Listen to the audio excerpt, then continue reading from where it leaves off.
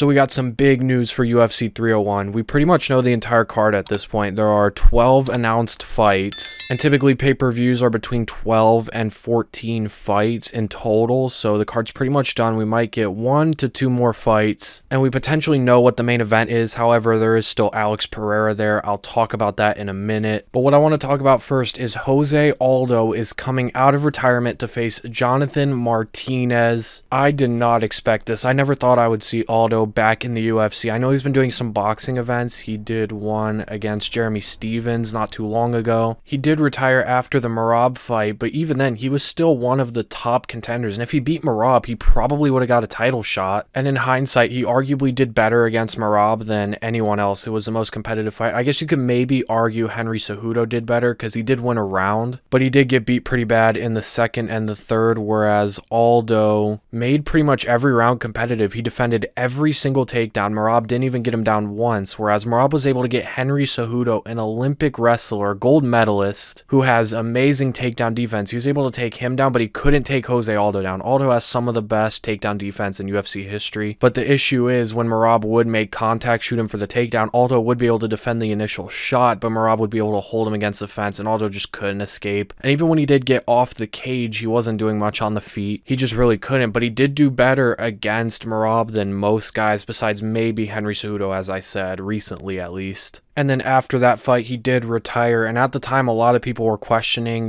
why would you retire? You're still at the top. He was ranked number 2 at the time. He probably would have dropped to 3 or 4 after the Merab loss. But he had also just beat guys like Rob Font, Pedro Munoz, and Marlon Chito Vera, who are all currently still ranked. And a lot of people, including myself, thought that he would still be competitive with pretty much everyone in the division. And in hindsight, Merab is on paper one of, if not his toughest matchups at bantamweight. And now with the way Merab ran through guys like Peter Yan, and Aldo did do better against Merab than Yan did, but he did retire back in April of 2022. But now after 2 years, he is coming out of retirement and he is facing Jonathan Martinez. Now on paper, if this was prime Aldo, he has a very good style to beat Martinez. He has that Muay Thai stance, very light lead leg, very easy to defend the leg kicks of Martinez. And Martinez is some of the best leg kicks in the UFC. He has multiple leg kick finishes, which is crazy, but Aldo is very good at checking leg kicks, has good leg kicks of his own, but he doesn't use them too much anymore. And Aldo is the much better boxer, and he has that wrestling he can go to mix things up. But we don't know how Aldo is going to look in this fight. He is, I believe, 37 years old. Yep, he's 37 years old, whereas Jonathan Martinez is 29 years old, almost 10 years younger. Aldo is the older fighter, whereas Martinez is the younger, hungry, up-and-coming guy, plus the 2-year layoff, whereas Martinez has been fairly active. So it will be interesting to see what version of Aldo we get. I'm guessing we are going to get an older version, and for that, as an early prediction, I would probably go with Jonathan Martinez. But if we got the version of Aldo that fought Rob Font, or even the one that fought Merab, I think he would beat Martinez. But can Jose Aldo save this card? Because this card is not very good. I'll talk about that in a second, but let's talk about the main event first, or the potential main event. It's going to be Alexandre Pantoja defending his belt against Steve Erceg, which is a very interesting, a very weird matchup because Steve Erceg is number 10 in the rankings. I know it has happened before. Ali Aquinta was like number 11 when he fought Khabib for the title, but that was weird circumstances. It was on like a day's notice. And then Dan Henderson was like somewhere around 12 when he fought Michael Bisping. But those fights took place 6-7 years ago. It has been a long time since a guy in the double digits this low in the rankings has fought for a title. And a lot of people are saying, why would you have this guy fight for the title when you have Brandon Royval ranked number 1, or when you have Amir Albazi right there, or when you have Mohamed Mokaev, who I think is 2 spots up in the rankings? This really shows how good Pantoja is because he's beat pretty much everyone. I get why they wouldn't do a rematch with Royval, despite the fact Royval said he was ready. I mean, Pantoja just beat him easily 3 months ago. He's beat him twice already, so it makes sense why they wouldn't do that. I also see why they wouldn't do the Mokaev fight. He probably needs 1 or 2 more wins, but I don't know why they didn't give it to Amir Albazi. The only thing I can think of is that he's still dealing with that neck injury that actually pulled him out of the Moreno fight. He was supposed to fight Brandon Moreno instead of Brandon Royval, but the doctors pulled him out because of that neck injury. So the only thing I can think of is that he's still dealing with that injury, but he's definitely the most deserving. And I know that people are going to say he doesn't deserve the title fight because of the robbery against Kai Kara-France. Kai should have beat him, which I agree.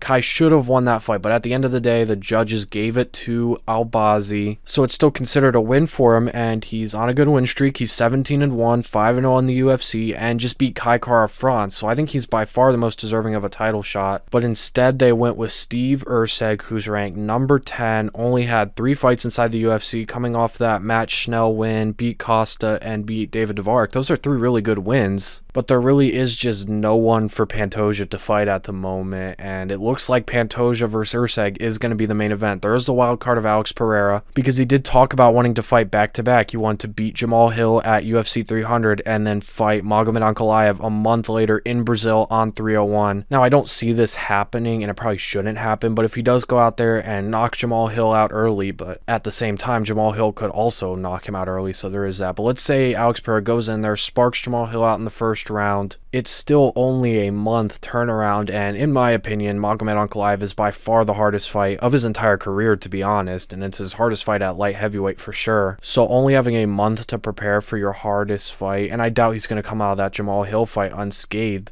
So it seems like Pantoja versus Erceg is probably the main event. And this card it's not amazing. It's not very good. I'm not going to sugarcoat it. Don't get me wrong. There are some great fights on here. Anthony Smith, Vitor Petrino is a great fight. Silva and Clase is a great fight. There's a bunch of good fights on this card. But in terms of name value, I mean, who's the biggest star on here? Probably Aldo, maybe Anthony Smith, maybe Alejandro Pantoja. But top to bottom, this is a pretty weak card. Now I understand why. It's because they stacked UFC 300 and 299. And even 298 was pretty stacked. They stacked those cards so much that there's not many fights they can make here. They can't put Charles Oliveira on the card he's fighting on 300. Same thing with Alex Pereira. They stacked the cards before it so much that there's nothing left for 301, and it's in Brazil, and the last time the UFC went to Sao Paulo, the crowd was terrible. They were throwing shit at Brandon Moreno after he beat Davison Figueiredo. They left in the middle of Glover's retirement. The stands were empty while Glover was retiring. He didn't even get a proper send-off. So I don't know, we'll see what they add to the card, but right now it's not great. But anyways, that's the end of the video. If you are new here and you did enjoy, please be sure to subscribe, turn on post notifications, like the video,